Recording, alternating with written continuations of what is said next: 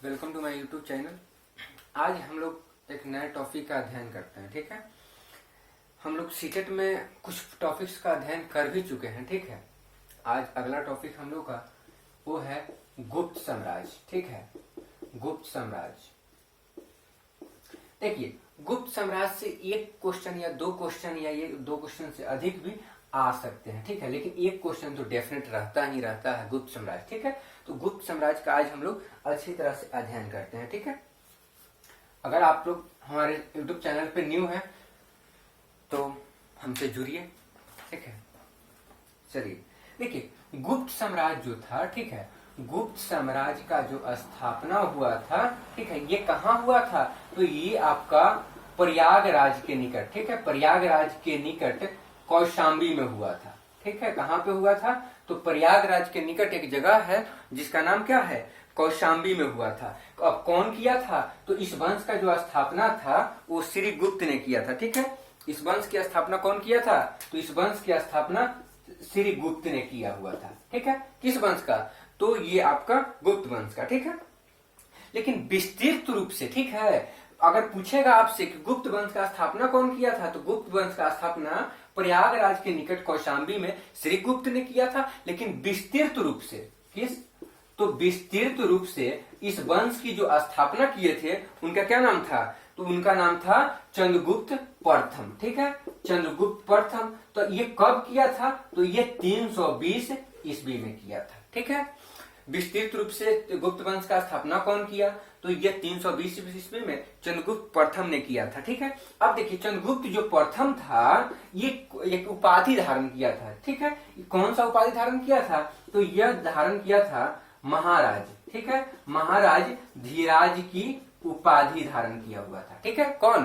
तो ये चंद्रगुप्त जो प्रथम था, चंद्रगुप्त प्रथम, ये महाराज धीराज का उपाधि धारण किया हुआ था। ठीक है, चंद्रगुप्त प्रथम का जो पुत्र हुआ, ठीक है, इसका जो पुत्र हुआ उसका क्या नाम हुआ?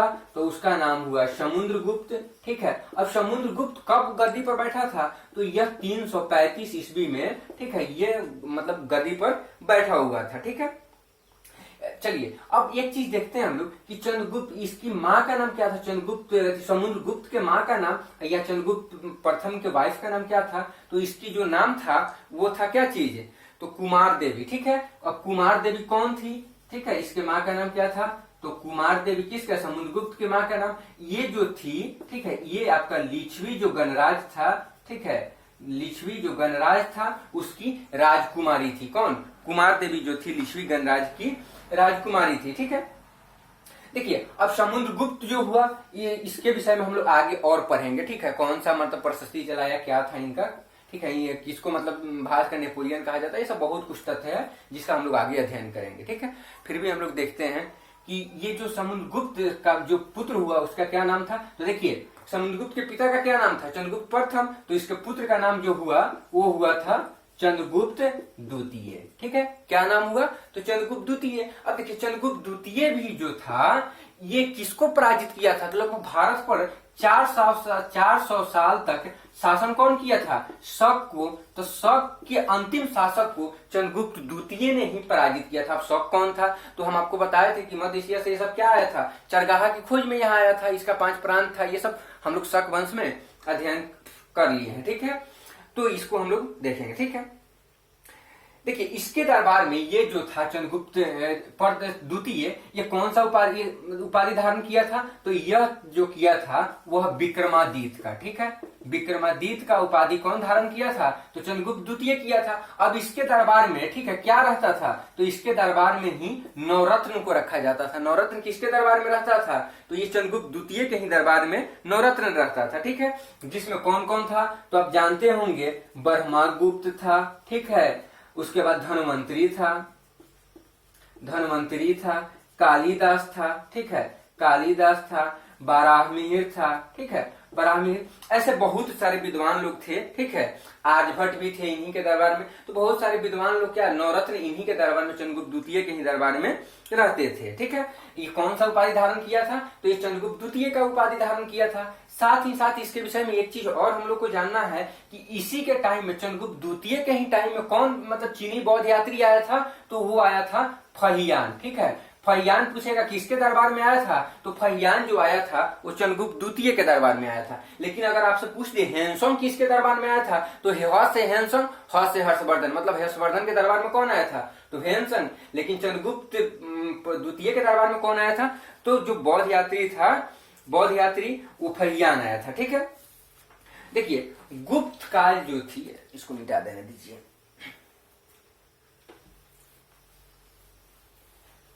देखिए कुछ भी नहीं है, बस आप लोग मन से थोड़ा सा स्टडी कर दीजिएगा, सब डेफिनेटली आराम से हो जाएगा। ठीक है, ये कोई बहुत बड़ा टफ नहीं है, कोई भी कंपटीशन को एसएसटी, ठीक है, पढ़ना। देखिए गुप्त काल जो थी उसकी जो राजकीय भाषा थी, ठीक है, उसकी राजकीय भाषा क्या थी, तो उसकी राजकीय भाषा जो थी वो प्राकृत थी। लेकिन ब्राह्मण वर्ग के जो लोग बोला करते थे, ठीक है, ब्राह्मण, ठीक है, ब्राह्मण वर्ग के जो लोग बोला करते थे उनकी भाषा क्या थी, तो उनकी भाषा जो थी वो संस्कृत थी। ठीक है, लेकिन कहीं कहीं दिया है किसी किसी बुक में ये प्रशासनिक भाषा, ठीक है, तो उसके लिए आप लोग कंफ्यूज मत होइएगा। ठीक है, देखिए समुद्रगुप्त जो था, इसका जो आपको ना पता है समुद्रगुप्त जो था, समुद्रगुप्त के विषय में कुछ अध्ययन कर लेते हैं। समुद्रगुप्त जो था ये किसका उपासक था, तो ये भगवान विष्णु का उपासक था। ठीक है, भगवान विष्णु का उपासक कौन था, तो चंद्रगुप्त जो था ये उनका उपासक था। उसके बाद में देखिए अभिज्ञान शकुंतलम, आप नाम सुने होंगे, ठीक है, अभिज्ञान शकुंतलम, शकुंतलम तथा रघुवंशम, ठीक है, रघुवंशम, ये सब किनकी रचना है, तो ये सब कालिदास की रचना है। ठीक है, कालिदास के किस टाइम की रचना है, तो ये गुप्त टाइम का ही ये सब रचना है। ठीक है, तो इसके लिए आप लोग अभिज्ञान शकुंतलम या रघुवंशम दे तो समझ जाइएगा। देखिए उसके बाद में आर्यभट्ट ने सूर्य सिद्धांत, ठीक है, आर्यभट्टियम सूर्य सिद्धांत कौन दिया था, तो आर्यभट्ट ने दिया था। ठीक है, आर्यभट्ट ने ही सूर्य सिद्धांत कौन दिया था, तो ये आर्यभट्ट ने दिया था। आर्यभट्टियम कौन लिखा था, तो ये आर्यभट्ट ने ही लिखा था। ठीक है, आर्यभट्ट कौन थे, तो आर्यभट्ट जो था इनका हम बता चुके हैं कि 467 ईस्वी में इनका जन्म कहाँ हुआ था, तो इनका जन्म पाटलिपुत्र में हुआ था। ठीक है, पाटलिपुत्र में इन्होंने किसका जनक माना जाता है, तो शून्य का आविष्कार भी यही किए थे। शून्य का तो शून्य नहीं था तो उससे पहले क्या होता था, उस समय यूरोप के लोग जो थे ना वो अपने मतलब काउंटिंग 1 से 9 तक के ही यूज करते थे। उस समय शून्य का आविष्कार नहीं हुआ था, लेकिन इन्होंने ही शून्य का आविष्कार किया, शून्य को दिया था। ठीक है, आर्यभट्ट के द्वारा ही। ठीक है, उसके बाद में देखिए प्रयाग प्रशस्ति अभिलेख, आपको बता रहे थे कि देखिए प्रशस्ति क्या है।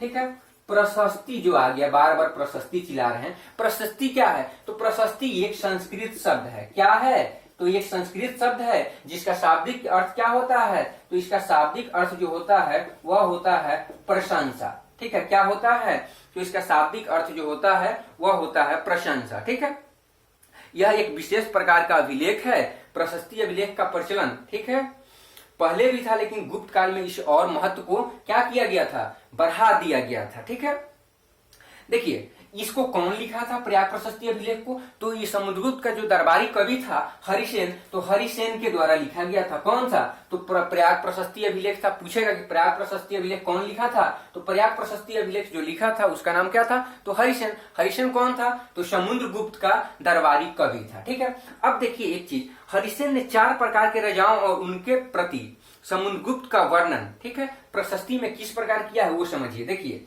पहला जो किया है उन्होंने, वो है आपका कि समुद्रगुप्त ने आर्यावर्त मतलब उत्तर भारत, ठीक है, उत्तर भारत के 9 शासक को, ठीक है, आर्यावर्त के जो 9 शासक थे उनको क्या किया था, अपने साम्राज्य में मिला लिया था। ठीक है, पहला आपका कंटेंट हो गया कि उन्होंने 4 प्रकार का जो वर्णन किया है, 4 प्रकार समुद्रगुप्त का वर्णन इसमें किया है, वो पहला ये है। दूसरा क्या है कि दक्षिण पथ के 12 शासकों को समुद्रगुप्त ने आत्मसमर्पण किया, लेकिन फिर से क्या किया, देखिए कितना अच्छा मतलब उसका कार्य था कि 12 शासकों को क्या किया था, आत्मसमर्पण करने को मजबूर कर दिया, फिर भी उनका क्या किया कि उनका जो संपत्ति था उसको वापस कर दिया। इसी कारण 9 शासक आर्यावर्त के और दक्षिणावर्त के 12 शासकों को क्या किया था, पराजित करने का। इसे क्या कहा जाता है, तो इसे भारत का नेपोलियन कहा जाता है। क्या कहा जाता है, तो भारत का नेपोलियन इसे ही कहा जाता है, इसी कारण भारत का नेपोलियन कहा जाता है। ठीक है, देखिए उसके बाद में असम, तटीय बंगाल, नेपाल तथा उत्तर पश्चिम के कई संघ या गण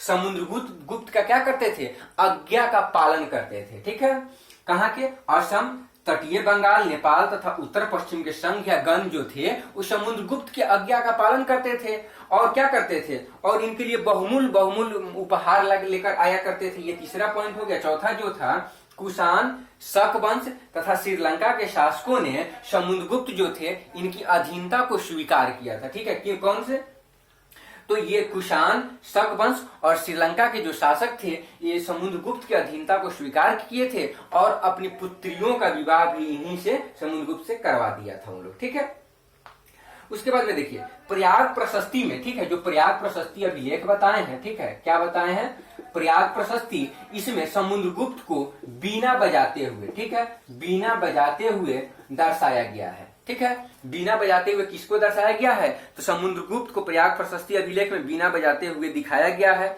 समुद्रगुप्त को आर्यावर्त दक्षिणावर्त को हराने के कारण हम बता चुके हैं कि क्या कहा जाता है, तो भारत का नेपोलियन कहा जाता है। ठीक है, इलाहाबाद प्रशस्ति में समुद्रगुप्त को, बहुत इंपॉर्टेंट पॉइंट है, मोस्ट इंपॉर्टेंट पॉइंट, इलाहाबाद प्रशस्ति में समुद्रगुप्त को उसके राजकवि हरिसेन ने क्या बताया है, एक योद्धा, ठीक है, एक योद्धा, संगीत प्रेमी, ठीक है, क्या चीज, एक योद्धा, संगीत प्रेमी, युद्ध को जीतने वाला, राजा, विद्वान, उत्कृष्ट कवि, ठीक है, ईश्वर के तुल्य तक बता दिया है। ठीक है, पूछेगा कि किसमें, ठीक है, किसमें समुद्रगुप्त के राजकवि ने, ठीक है, समुद्रगुप्त के जो राजकवि हरिसेन ने थे वो एक योद्धा थी, समुद्रगुप्त को हरि से मतलब एक योद्धा, संगीत प्रेमी, ठीक है, उत्कृष्ट कवि, ईश्वर के तुल्य किसमें बताया है, तो ये इलाहाबाद प्रशस्ति में इनको बताया गया है।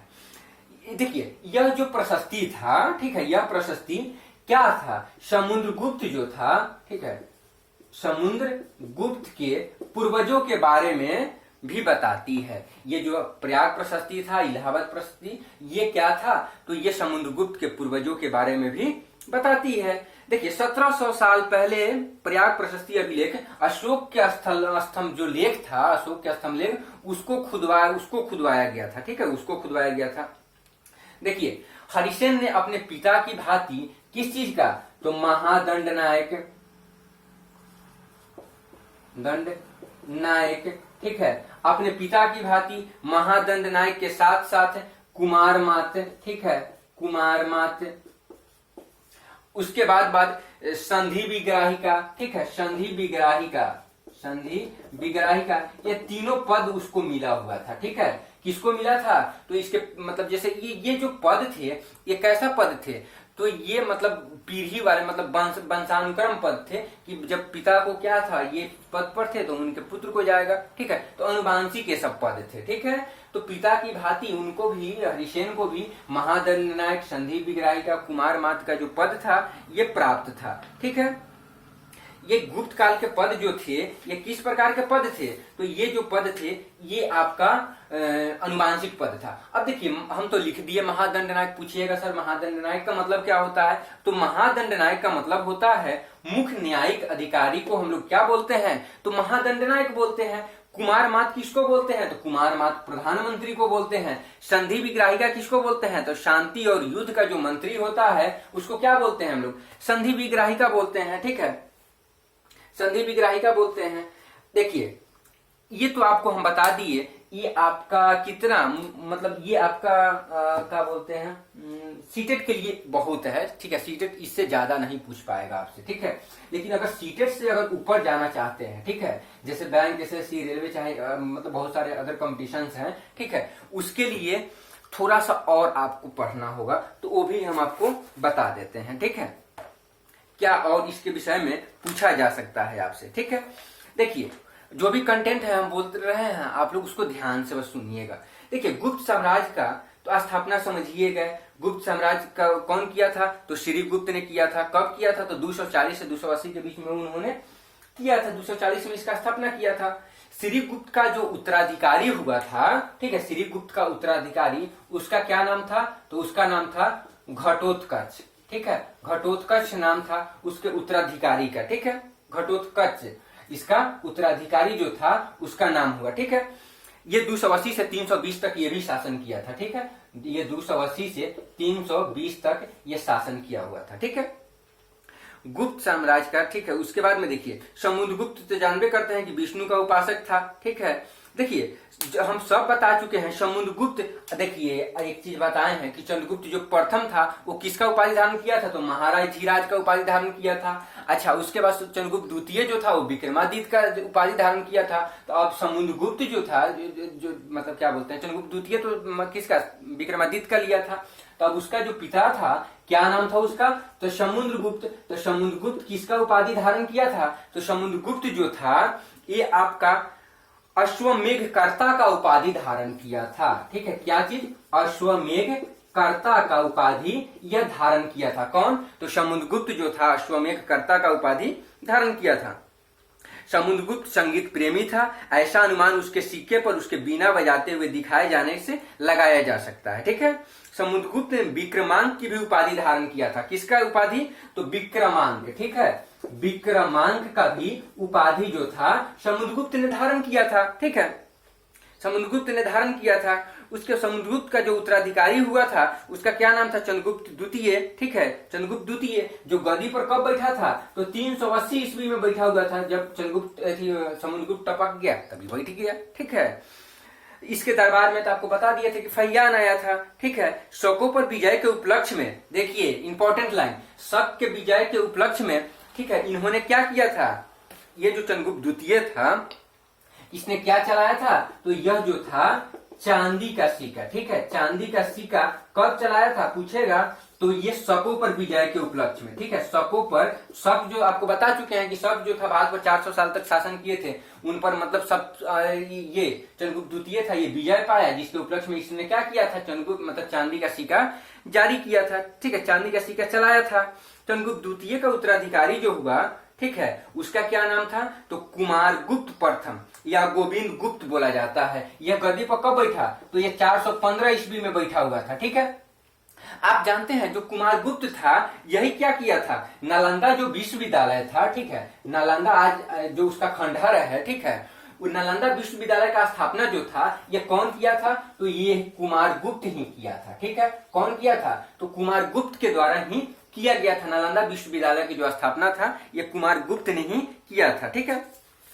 उसके बाद में देखिए कुमार गुप्त जो था ये का उत्तराधिकारी कौन हुआ, इसके जब मर जाने के बाद में इसका जो उत्तराधिकारी हुआ उसका क्या नाम था, तो उसका नाम था अस्कंद गुप्त, ठीक है। अस्कंद गुप्त जो था इसका उत्तराधिकारी हुआ, जिसका शासनकाल माना जाता है कि 455 ईस्वी से लेकर 467 ईस्वी तक चला हुआ था, ठीक है। उसके बाद में देखिए अस्कंद गुप्त ने पूछता है यह क्वेश्चन, ठीक है, बहुत सारे कंपटीशन में यह क्वेश्चन पूछ चुका है, कम से कम हमको लग रहा है कि ये रेलवे में 10-12 बार पूछ चुका है, ठीक है। अस्कंद गुप्त ने गिरनार पर्वत पर स्थित जो सुदर्शन झील है उसका पुनरुद्धार किया हुआ था, ठीक है। अस्कंद गुप्त ने परमदत्त को सौराष्ट्र का गवर्नर नियुक्त किया था। अस्कंद गुप्त के शासक को ही हुनों पर आक्रमण शुरू हो गया था। अस्कंद गुप्त के शासन काल में ही हुन जो था वो हुन का आक्रमण स्टार्ट हो गया था, ठीक है। अंतिम गुप्त शासक जो था उसका क्या नाम था, अंतिम गुप्त शासक का नाम था विष्णुगुप्त, ठीक है। क्या नाम था, तो विष्णुगुप्त। आप जानते हैं कि ये सब किसका उपासक था, तो भगवान विष्णु का उपासक था। मतलब जो भी मतलब गुप्त साम्राज्य का था सब के सब विष्णु का उपासक था। तो विष्णुगुप्त इसका सबसे अंतिम शासक पूछेगा तो कौन हो गया, तो ये हो गया आपका विष्णुगुप्त हो गया, ठीक है। विष्णुगुप्त था। गुप्त साम्राज्य की सबसे बड़ी प्रादेशिक इकाई देश थी। इसके शासन को क्या कहा जाता था, तो गोपना कहा जाता था। इसकी दूसरी प्रादेशिक इकाई थी भुक्ति थी, जिसके शासक क्या कहलाते थे, तो उपरिक कहलाते थे, ठीक है। भूमि के नीचे विषय नामक प्रशासनिक इकाई होती थी, जिसको प्रमुख क्या होते थे, विस्पति कहलाते थे, ठीक है, विस्पति कहलाते थे। पुलिस विभाग का मुख्य अधिकारी जो था उसको क्या कहा जाता था, तो उसको दंड पाशिक कहा जाता था। क्या कहा जाता था, तो दंड पाशिक कहा जाता था। पुलिस का अधिकारी का जो होता था, पुलिस विभाग का मुख्य अधिकारी को दंड पाशिक कहा जाता था। पुलिस विभाग के साधारण कर्मचारी को क्या कहा जाता था, चाट, ठीक है, चाट या भाट, ठीक है। पुलिस अधिकारी के जो साधारण मतलब पुलिस वाले होते थे साधारण कर्मचारी, उसको चाट या भाट कहा जाता था, ठीक है। प्रशासन की सबसे छोटी इकाई ग्राम थी। ग्राम का प्रशासन ग्राम सभा संचालित था। ग्राम सभा का मुखिया जो था वो ग्रामिक कहलाता था एवं अंश सदस्य जो थे महतर कहलाते थे। देखिए ग्राम समूहों की छोटी जो इकाई को क्या कहा जाता था, पेठ कहा जाता था। पेठ किसको कहा जाता था, तो ये ग्राम समूहों की जो छोटी इकाई को पेठ कहा जाता था। गुप्त साम्राज्य का कुमार गुप्त के दामोदरपुर, ठीक है, ताम्रपत्र में भूमि बिक्री संबंधी अधिकारियों को क्रियाकलापों का क्या किया गया है, उल्लेख किया गया है। भू राजस्व कुल उत्पादन का स्थान क्या था, तो 1/6 एवं क्या था 1/6 जो था, सॉरी 1/4 से लेकर 1/6 भाग हुआ करता था। आर्थिक उपयोगिता के आधार पर निम्न प्रकार की भूमि होती थी। अब देखिए क्षेत्र किसको कहते थे, जो क्षेत्र था, क्षेत्र कहते थे जो कृषि करने योग्य भूमि होती थी उसे क्षेत्र कहा जाता था। वस्तु किसे कहा जाता था, तो वास करने योग्य जो भूमि होता था उसे क्या कहा जाता था, तो उसे वास्तु कहा जाता था। चरगाह भूमि किसको कहा जाता था, तो जो मतलब चारा का मतलब उत्पादन के लिए था, चाहे चारा पशुओं को चारा योग्य जो भूमि होता था उसको चरगाह कहा जाता था। सील कैसा कहा जाता था, सील किस प्रकार की भूमि को कहा जाता था, तो वैसी भूमि जो कभी जोते जाने योग्य नहीं हो, ठीक है, जोते जाने योग्य नहीं हो उसे क्या कहा जाता था, उसे सील कहा जाता था। अब देखिए अपरहत किसको कहा जाता था, ऐसी भूमि जो जंगली होती थी अपरहत कहलाती थी, ठीक है। अब देखिए गुप्तकालीन कुछ मंदिरें थी उसके विषय में जानिए। विष्णु मंदिर लिगवा जबलपुर में है, ठीक है, ये गुप्तकालीन मंदिर है। शिव मंदिर भूमरा नगौदा मध्य प्रदेश में है। पार्वती मंदिर जो है नैना कुठार में है, ये भी मध्य प्रदेश में है। उसके बाद में दशावतार मंदिर देवगढ़ ललितपुर उत्तर प्रदेश में है। शिव मंदिर जो है खो नादौर मध्य प्रदेश में है, ठीक है।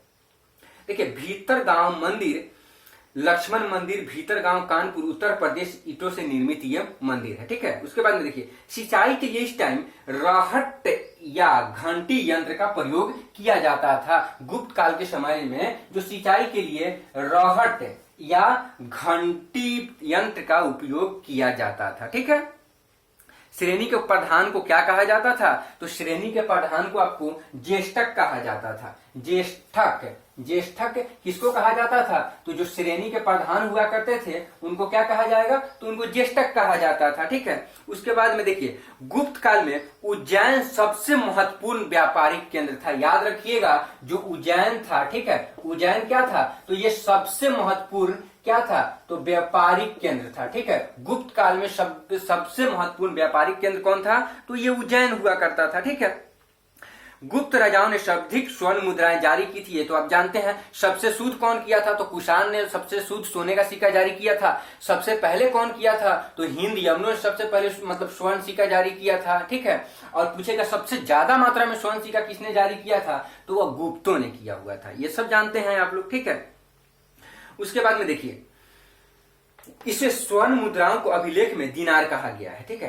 कायस्थों का सर्वप्रथम वर्णन जो था याज्ञवल्क्य, ठीक है, याज्ञवल्क्य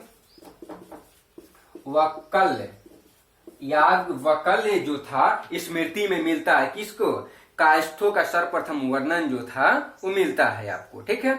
जाति के रूप में कायस्थों का सर्वप्रथम वर्णन, ठीक है, वो जाति के रूप में याद रखिएगा। कायस्थों का अगर पूछ देगा कायस्थों का सर्वप्रथम वर्णन याज्ञवल्क्य, ठीक है, वल्क्य स्मृति में मिलता है, लेकिन पूछ देगा कि जाति के रूप में कायस्थों का वर्णन जो है वो कहाँ पाया जाता है, तो वह ओशनम, ठीक है, कहाँ पाया जाता है, तो ओशनम स्मृति में, ठीक है, ओशनम स्मृति में, ठीक है, जाति के रूप में कायस्थों का वर्णन मिलता है हम सभी को, ठीक है। विंध्य जंगल में सबर जाति के लोग अपने देवताओं को क्या करते थे, देखिए विंध्य जंगल में, ठीक है, विंध्य जो जंगल था, विंध्य जंगल जो था जंगल, उसमें कौन से जाति के लोग, तो उसमें सबर जाति के लोग। कौन से जाति के लोग, सबर जाति के जो लोग हुआ करते थे, ये अपने देवता को, ठीक है, मनुष्य का मांस चढ़ाते थे। किसका मांस चढ़ाते थे, तो मनुष्य का मांस, ठीक है, ये लोग चढ़ाते थे, ठीक है, मनुष्य का मांस ये लोग चढ़ाते थे।